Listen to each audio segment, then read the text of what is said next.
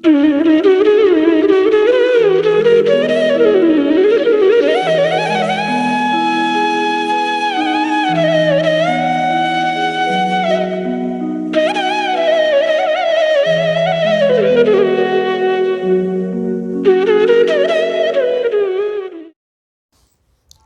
सभी को हाथ जोड़कर प्रणाम।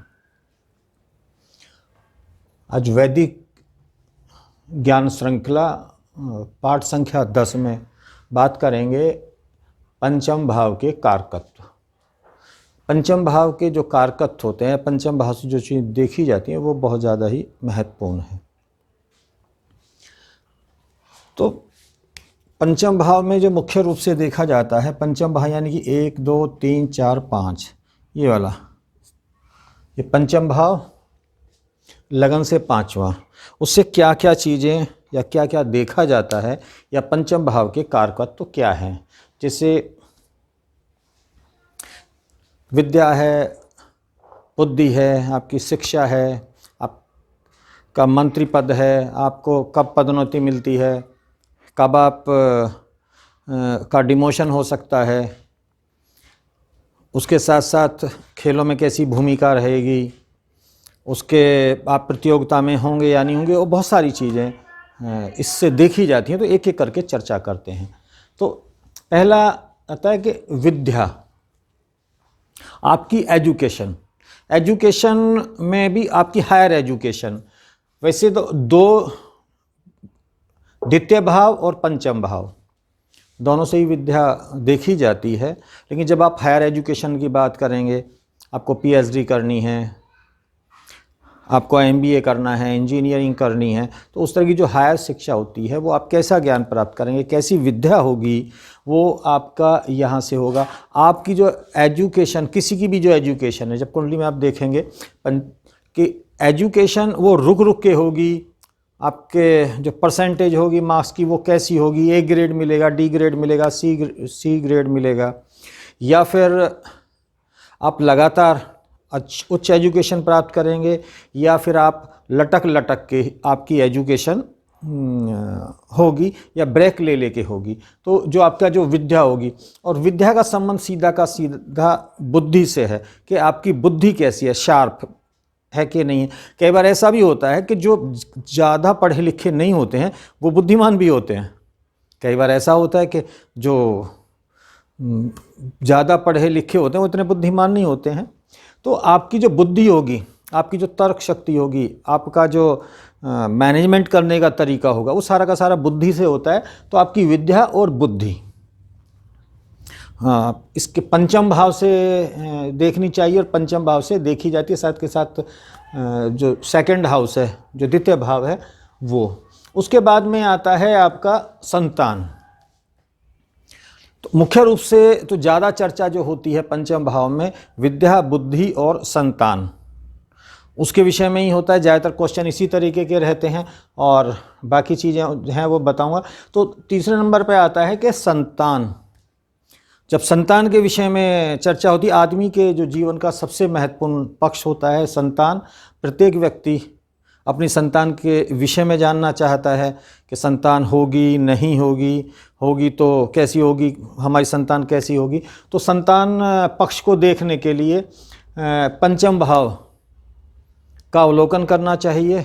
कि आपने देखा होगा कि कई बार विवाह के उपरांत 5 साल 10 साल तक किसी को संतान नहीं होती है, तो उसके लिए आपको पंचम भाव का अवलोकन किया है। तो पंचम के साथ साथ लगन, नवम और सप्तम, इनका भी अवलोकन करना चाहिए, और साथ के साथ ही जो संतान कारक है बृहस्पति, उसका भी अवलोकन संतान के लिए किया जाता है। उसके साथ साथ आपने कई बार देखा होगा कि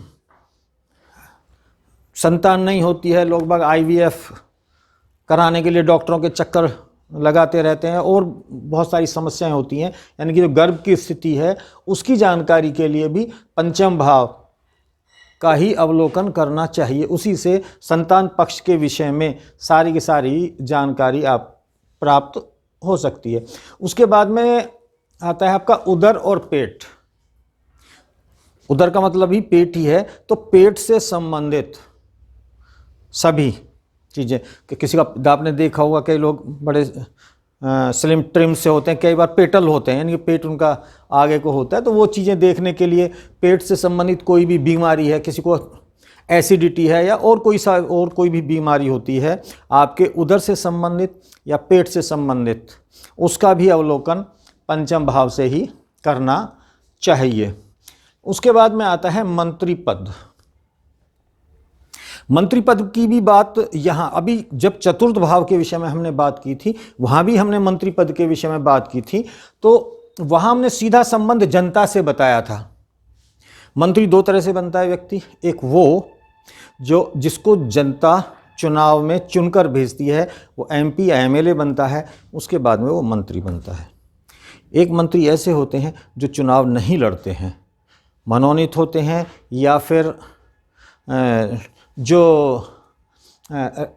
राज्यसभा में जो जाते हैं सीधे, जिनका चुनाव जो करते हैं या तो राष्ट्रपति के द्वारा मनोनीत होते हैं, या फिर जो एमएलए एमपीज़ जो अपने जिसमें वोट डालते हैं, उनका जनता से कोई लेना देना नहीं हो सकता है, या आप कहें परंपरा से जो मंत्री बनते हैं। आपने देखा होगा अभी इस समय भारत सरकार में भी कई ऐसे मंत्री हैं जिन्होंने कभी चुनाव नहीं लड़ा है और वो आज मंत्री हैं। अभी बिहार में चुनाव हुए हैं, वहाँ वो चुनाव नहीं जीते हैं, उसके बाद में भी मंत्री हैं। तो जिनका जनता से संबंध ना हो और परंपरा से या किसी माध्यम से उनको मंत्री पद की प्राप्ति होती है, वो पंचम भाव से, जो जनता से चुन के भी आते हैं वो भी। आप कभी भी आपको किसी भी नेता का या किसी मंत्री की कुंडली का अवलोकन करने का मौका मिलेगा तो आप देखेंगे कि उनका पंचम भाव बहुत ज़्यादा स्ट्रॉन्ग है, क्योंकि पंचम भाव स्ट्रॉन्ग होगा, पंचम भाव लगन और नवम ये स्ट्रॉन्ग होंगे, उसमें भी मेनली पंचम भाव साथ के साथ चतुर्थ भाव वो बहुत ज़्यादा स्ट्रॉन्ग होता है और वो मंत्री पद को प्राप्त होते हैं या उच्च पद को सरकार में प्राप्त होते हैं। उसके साथ साथ आपकी प्रसिद्धि, अब प्रसिद्धि भी अभी अब आपके पास विद्या है, बुद्धि है, तो आपको प्रसिद्धि मिलेगी ही मिलेगी, उसके लिए भी पंचम भाव का अवलोकन करना चाहिए। प्रसिद्धि, कला कौशल और प्रबंधन क्षमता, ये तीनों चीज़ें लगभग एक ही हैं। अगर आपके अंदर प्रबंधन क्षमता है, किसी के अंदर भी प्रबंधन क्षमता है, तो प्रसिद्धि मिलेगी, चीज़ों को बहुत अच्छा करेगा, अपने चीज़ों को मैनेज करके कुशलता के साथ डिलीवर कर सके, यानी कला कौशल हो, तो उसको भी देखने के लिए पंचम भाव का अवलोकन करना चाहिए। ये भी पंचम भाव से ही देखा जाएगा। उसके साथ साथ उन्नति और अवनति, किसी को भी अपने जीवन में अच्छे पद प्राप्त होंगे, वो प्रमोशन पाएगा, यानी कि अभी कई बार आपने देखा होगा, और अगर आप जब ज्योतिष को अगर प्रोफेशनल रूप में अपनाएंगे तो आपके पास ऐसे बहुत सारे सज्जन आएंगे, व्यक्ति आएंगे कि जिनके क्वेश्चन रहेंगे कि मेरा प्रमोशन होगा या नहीं होगा, या कई लोग ऐसे आते हैं कि अभी मेरी नौकरी पे खतरा है, कई लोगों का डिमोशन हो जाता है। तो उन सब को देखने के लिए कि व्यक्ति का प्रमोशन होगा या डिमोशन होगा, उसकी उन्नति होगी अपने यहाँ या उसकी अवनति होगी, उसके लिए भी पंचम भाव का ही अवलोकन करना चाहिए। उसको देखने के लिए पंचम भाव को देखा जाता है, और किसी के कार्य क्षेत्र देखने के लिए उसके हमें दसम भाव का भी सहारा ले लेना चाहिए। उसके साथ साथ पद प्रतिष्ठा, कि व्यक्ति को उच्च पद प्राप्त होगा अपने कार्य क्षेत्र में, उसको कोई प्रतिष्ठित पद मिल पाएगा या नहीं मिल पाएगा। कई बार आपने देखा होगा कि किसी भी व्यक्ति का जो प्रोफाइल होता है, जो उसकी एजुकेशन होती है, उसके हिसाब से उसको उसका जो पद होता है वो नहीं मिल पाता, यानी कि जैसी उसकी प्रोफाइल होती है उसके हिसाब से उसको जॉब नहीं मिल पाता है। कई लोग आपने ऐसे भी देखे होंगे कि उनका जो एजुकेशन वाला जो प्रोफाइल होता है उसके मुकाबले उन्हें जॉब अच्छा मिल जाता है, तो उसके लिए भी आपको पंचम भाव का अवलोकन करना चाहिए, यानी किसी की पद और प्रतिष्ठा, पोस्ट, ये सारी चीज़ें देखने के लिए आपको पंचम भाव का अवलोकन करना चाहिए। उसके साथ साथ सुख और मनोरंजन, अगर पद है, प्रतिष्ठा है, अगर वो मंत्री है और समाज में उसका मान सम्मान है, तो उसको सुख तो होगा ही होगा, और सुख के के साथ साथ मनोरंजन के साधन भी उपलब्ध होंगे। तो इनके लिए भी पंचम भाव का अवलोकन करना चाहिए। ये सारी चीज़ें पंचम भाव से देखी जानी चाहिए, पंचम भाव से देखनी चाहिए। उसके साथ साथ आपकी आत्मा और पुनर्जन्म, जब भी हम किसी के पुनर्जन्म के बारे में जानना चाहें कि व्यक्ति कहाँ से आया है, पुनर्जन्म उसका कैसा रहा होगा, किस वंश कुल गोत्र से आया होगा, तो उसके लिए पंचम भाव का अवलोकन करना चाहिए। उसके साथ साथ आपका हृदय और पेट के साथ साथ जो आपका हार्ट होता है, हार्ट डिजीज़ होती हैं या हार्ट होता है, वो अच्छा काम करेगा नहीं करेगा, उसको कोई और समस्या तो नहीं होगी वो। उसके साथ साथ चंद्रमा, क्योंकि चंद्रमा सारे ब्लड का कारक होता है और ब्लड को पंप करने का या ब्लड को पूरे शरीर में पहुंचाने का काम हार्ट करता है।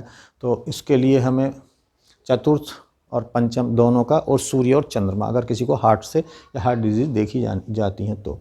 उसके साथ साथ पीठ, जो आपका पीठ का हिस्सा है वही पंचम भाव से। उसके साथ साथ आपको प्रतियोगिता में सफलता मिलेगी या नहीं मिलेगी।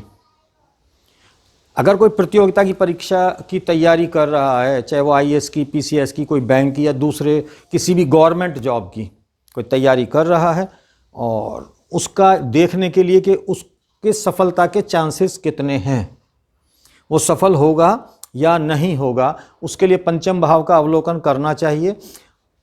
अगर वो होगा तो किस तरीके से उसको प्रतियोगिता में सफलता मिलेगी। उसके साथ साथ वो लिखा नियम ने कि खेलों में वो कितना निपुण होगा। अब यहाँ प्रतियोगिता परीक्षा की, जैसे हम सफलता की बात कर रहे हैं या दूसरे विषय की बात कर रहे हैं, संतान हो या विद्या हो, अब इन सब का अवलोकन करने के लिए, इन सब को देखने के लिए हमें पंचम भाव का अवलोकन करना चाहिए। यानी ये सारी चीज़ें पंचम भाव से ही देखी जाती हैं। इसके साथ साथ अभी जैसे हमने कहा, प्रतियोगिता परीक्षा में सफलता के लिए ऐसे बहुत सारे क्वेश्चन भी आते हैं, बहुत लोग भी आते हैं कि उन्हें सफलता मिलेगी या नहीं मिलेगी। तो पंचम भाव से देखें। साथ के साथ ऐसा नहीं है कि अगर व्यक्ति की कुंडली कुछ कमज़ोर हो गई है या उसमें कहीं वीक है और वो दिखा नहीं रही है तो वो सफल नहीं हो सकता। क्योंकि अगर आप ज्योतिष को सही रूप में समझते हैं या समझना चाहते हैं तो वो उसमें कर्म को पहले प्रधानता दी गई है। कर्म प्रधान है, जैसा आप कर्म करेंगे कर्मों के हिसाब से ही आपको फल मिलता है। और इसी प्रकार ज्योतिष में बहुत सारे उपाय होते हैं। यानी कि ऐसा शास्त्र या ऐसा डॉक्टर वो किसी काम का नहीं होता है कि आपको बीमारी तो बता दे और वो इलाज ना कर पाए, दवाई ना बता पाए। तो ये शास्त्र ऐसा है जो आपको मार्ग भी दिखाता है, अंधेरे में मार्ग भी दिखाता है, बताता है कि किस मार्ग से जाना, साथ में टॉर्च भी देता है कि आप रोशनी करके अपने मार्ग पे निकल जाइएगा। तो बहुत ही बेहतरीन विज्ञान है, जीवन में उन्नति देने वाला विज्ञान है, जीवन में हर समस्या का समाधान देने वाला विज्ञान है। इसलिए हमारा आप लोगों से भी सजेशन है, आप लोगों से भी कहते हैं इसको अच्छे तरीके से समझिएगा, इसको पढ़िएगा, जो बताते हैं उसे याद कीजिएगा, अपने मित्रों को भी बताइएगा ताकि वो भी इसका लाभ उठा सकें।